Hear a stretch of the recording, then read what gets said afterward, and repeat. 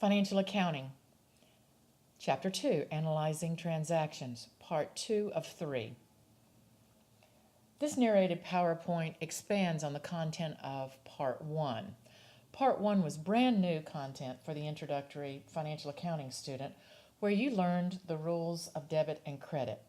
These are pretty tremendous in and of themselves. Understanding that you debit assets to increase them and that you credit liabilities and stockholder equity accounts to increase them. Understanding that to decrease an asset, you credit. To decrease a liability or a stockholder's equity account, you debit. And then applying the rules related to stockholders' equity to revenues, expenses, and dividends. It's a lot to learn. So the most important advice I can give you at this stage is be sure that you are really familiar with the rules that you learn related to debit and credit before you move to this video series, because we're going to expand and assume that you understand all of the rules of debit and credit in the very first video that you saw.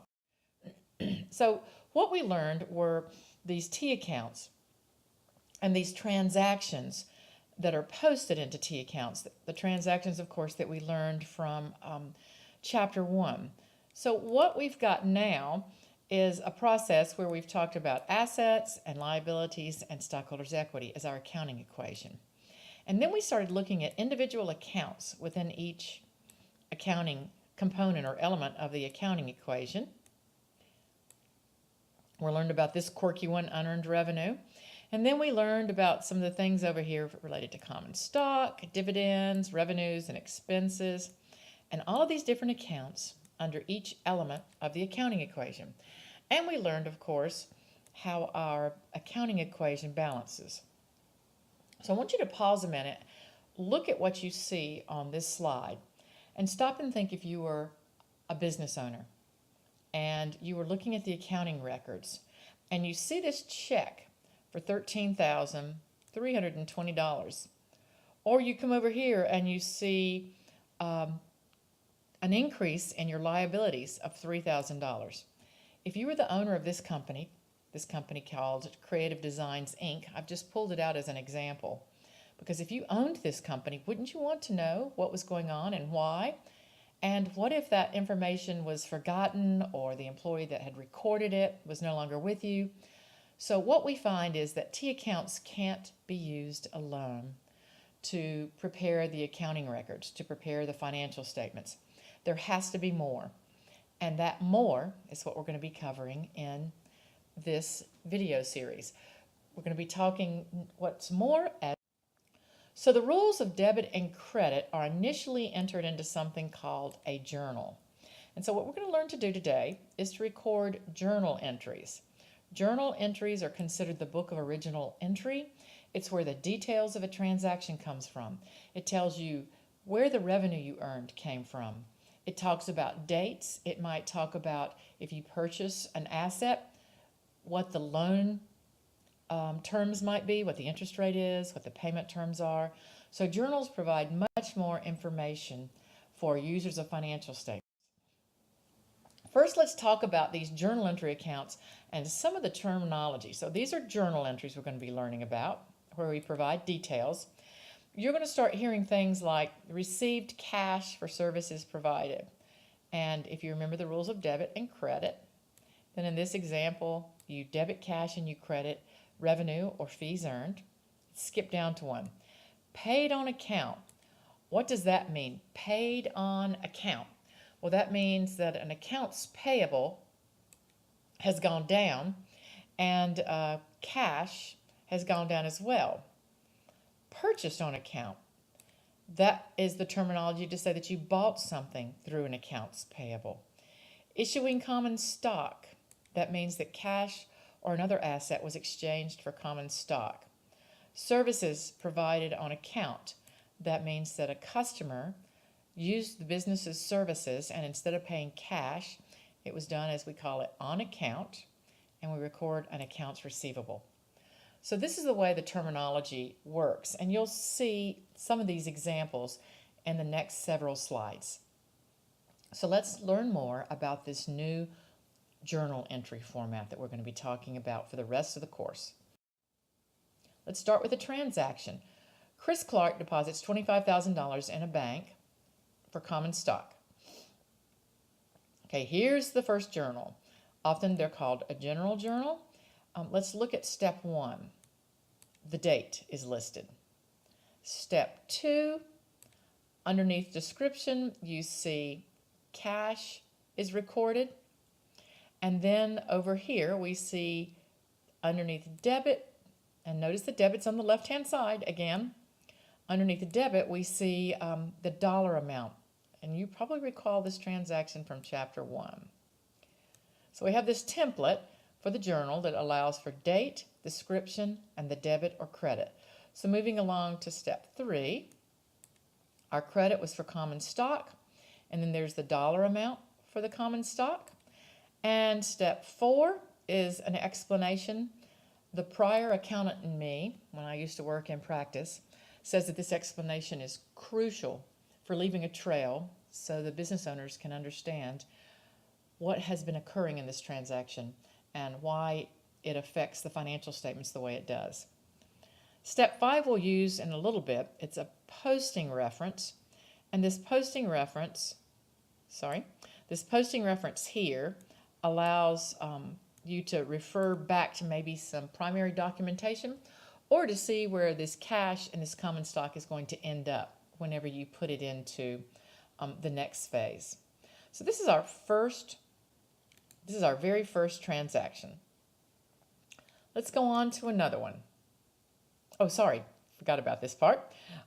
This slide also shows down below here what it would look like if we put this into a T account. So notice here, cash is an asset, and under the cash account we have a debit for $25,000.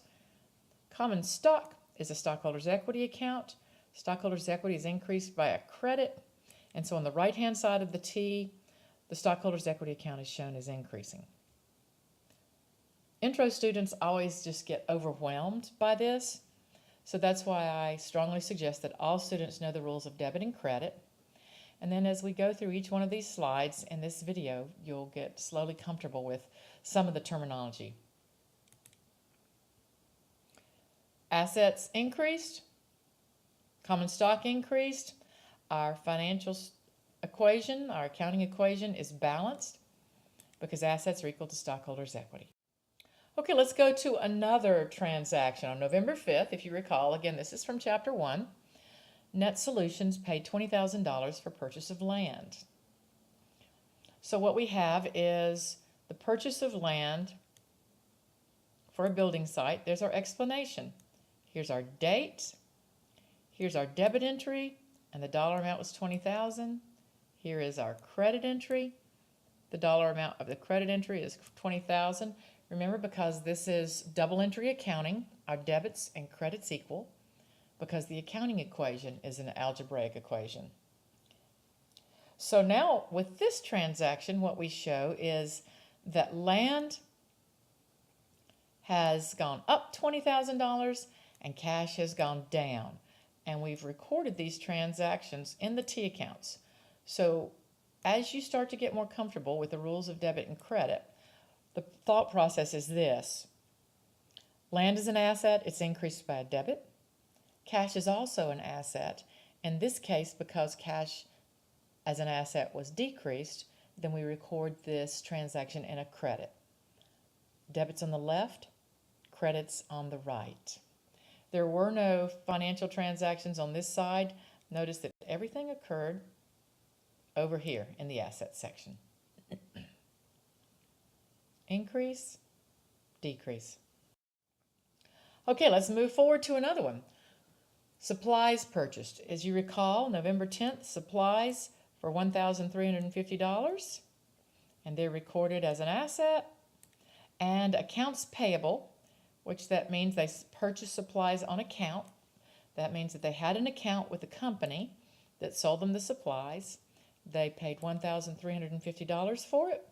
And now we've recorded our first liability for $1,350. So as we look at the transaction, supplies, which is an asset, is unused. This supply is increased by a debit. accounts payable, which are a liability or a debt of this Net Solutions company. The liability is increased by the $1,350. So both sides of our accounting equation have been increased, and the debits equal the credits, and our equation is now balanced. We don't have any transactions at this stage affecting stockholders' equity.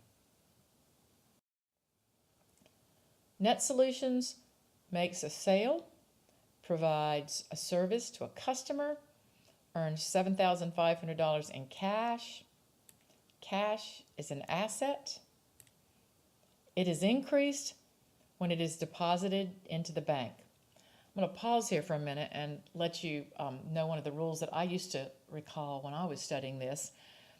Cash as an asset, deposit is something we like, and that's a debit, so both start with a D.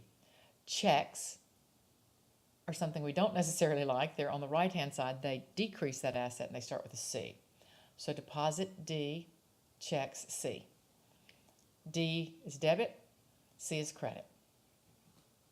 Let's move forward at this transaction and look at the stockholders' equity effect. Revenue. Revenue makes retained earnings go up. Fees earned are a type of revenue. Our revenue has increased by $7,500. So we've transferred this journal entry, remember these are called journal entries, down into the T account so that we can see the accounting equation impact. Okay, we've got a big journal entry here. We have a check written for $3,650, and we are paying our expenses, and it's affecting 4 different expense accounts. Expenses make retained earnings go down. Expenses make net income go down. Expenses make stockholders' equity go down. And so as a result, an expense is increased by a debit. In this example, we've got cash decreasing as well.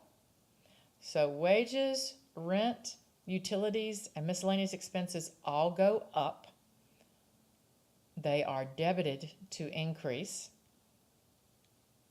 Cash goes down. So the financial statement impact works. Now, you probably heard me say that wages, rent, and utilities, as well as miscellaneous, all make my stockholders' equity go down. So I want you to stop and think about this because it takes a little bit of logic, and that is that when you increase an expense, you make your stockholders' equity go down. Stockholders' equity is normally increased by a credit, so if we want it to go down, if we were recording a transaction that makes it go down, then that entry is going to be a debit. Takes a while again to get used to this, and as you practice your homework, you'll find it gets quicker. Okay, on November 30th, they paid the creditors, so part of that $1,350 that they owed, they paid. This is an example of a liability being decreased as well as cash, which is an asset, being decreased. As a reminder, this is the journal entry. This is the book of original entry. We have an explanation listed here. In my professional opinion, my explanation would be much longer, but for our textbook example, it's quite short. So what would I put? I would probably have the check number listed here. I would show the invoice number, and I would show who the check was written to. So the details are completely up to the business owners, but for textbook purposes, we have short details. Okay, transaction G. Determining that $800 of supplies must have been used because there's $1,350 to start and $550 were left on hand. So what we're doing is recording the increase in yet another expense and the decrease in an asset. Reminder, the balance sheet equation, the accounting equation, I call it both, still balances. Assets are still equal to liabilities and stockholders and equity. Debits still equal credits. Dividends are paid. In this example, dividends increase by a debit, and this dividend is going to make our stockholders' equity go down. This dividend also makes our cash go down. So our financial statement transaction still balances.